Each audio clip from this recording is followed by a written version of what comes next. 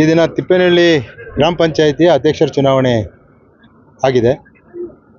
ಈಗೇನಪ್ಪ ಚುನಾವಣೆ ಅಂದರೆ ಇದು ಒಪ್ಪಂದ ಆಗಿತ್ತು. ಹಿಂದೆ ಏನು ನಮ್ಮ KN ಶ್ರೀನಿವಾಸರವರು ಅಧ್ಯಕ್ಷರಾಗಿ ಆಯ್ಕೆ ಆಗಿದ್ದರು. ಅವ್ರ ತದನಂತರ ನಮ್ಮ ಇನ್ನೊಬ್ಬರ ಸದಸ್ಯರಿಗೆ ನಾವು ಅವಕಾಶ ಮಾಡಿಕೊಡ್ಬೇಕು ಅಂತೇಳಿ ಅವತ್ತೇ ಮಾತುಕತೆ ಆಗಿದ್ದ ಮೇರೆಗೆ ಶ್ರೀನಿವಾಸ್ ಅವರು ರಾಜೀನಾಮೆ ಕೊಟ್ಟು ಅದು ಇವತ್ತು ಚುನಾವಣೆ ಆಯಿತು.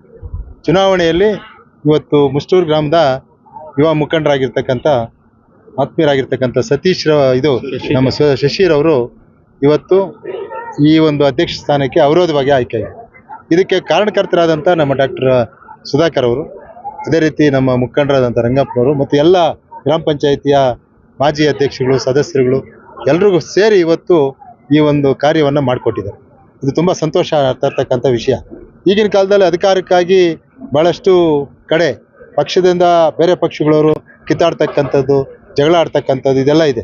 ಆದರೆ ತಿಪ್ಪೇನಹಳ್ಳಿ ಗ್ರಾಮ ಪಂಚಾಯಿತಿಯಲ್ಲಿ ಮೊದಲಿಂದನೂ ಕೂಡ ಯಾವುದೇ ರೀತಿಯ ಈ ರೀತಿಯ ಕಿತ್ತಾಟಗಳಾಗಲಿ ಅಥವಾ ಬೇರೆ ಬೇರೆ ರಾಜಕೀಯ ಜಿದ್ದಾಜಿದ್ದಿಯಿಂದ ಏನು ಇಲ್ಲಿ ಆಗ್ತಾ ಇಲ್ಲ.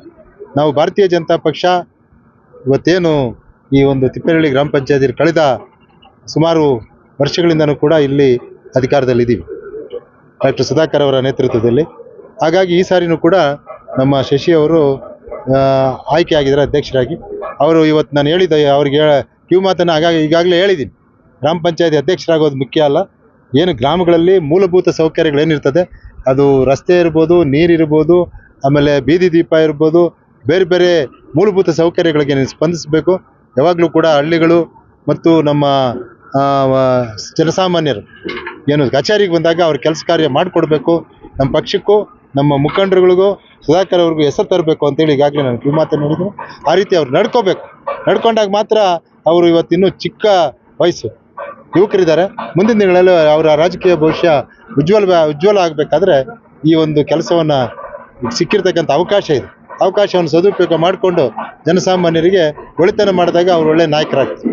ವಿಶೇಷವಾಗಿ ಮೊಟ್ಟಮೊದಲನೇದಾಗಿ ನಮ್ಮ ಸದಸ್ಯರಿಗೆ ಅಭಿನಂದನೆಗಳು ತಿಳಿಸ್ತೀನಿ ಆಯ್ಕೆ ಮಾಡೋದಕ್ಕೆ.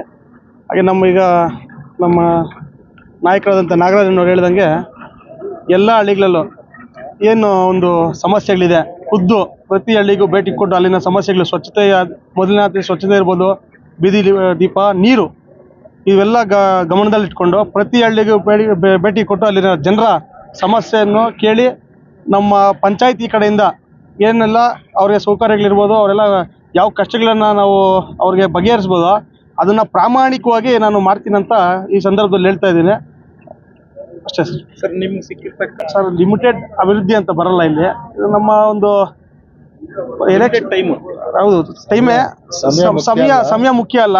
ನಾವು ಆ ಸಮಯ ಸಿಕ್ಕಾಗ ಯಾವ ಥರ ಬಳಸ್ಕೊಂಡು ಯಾವ ಥರ ನಾವು ಆಡಳಿತವನ್ನು ಮಾಡ್ತೀವಿ ಅಂತೇಳಿ ನಮ್ಮ ಡಾಕ್ಟರ್ ಸುಧಾಕರ್ ಅಣ್ಣನವ್ರನ್ನ ನೋಡಿ ನಾವು ಸ್ವಲ್ಪ ಕಲ್ತಿದ್ದೇವೆ. ಅವರ ಮಾರ್ಗದರ್ಶನದಲ್ಲಿ ಅವ್ರನ್ನೇ ಒಂದು ಆದರ್ಶ ತಗೊಂಡು ನಾವು ಪಂಚಾಯತಿ ಅಭಿವೃದ್ಧಿ ಮಾಡ್ತೀವಿ ಅಂತ ಹೇಳ್ತೀನಿ ಸರ್.